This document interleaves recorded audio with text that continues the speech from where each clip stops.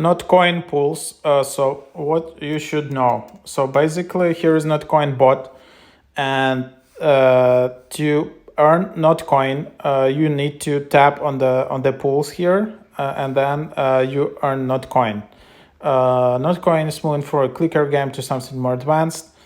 It allows users to earn Notcoin as they discover Web3 products. It works like this: projects get Notcoin from the market and add it to the campaign pool, and users are allowed to complete the campaign to start earning Notcoin from this pool. So yeah, that's what it is. And then you will see something like that. If there is a new pool, you will see like some tab, and then you will see how much Notcoin you earning per hour.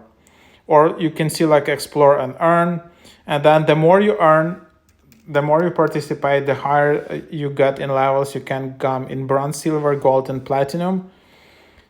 So that's what you get.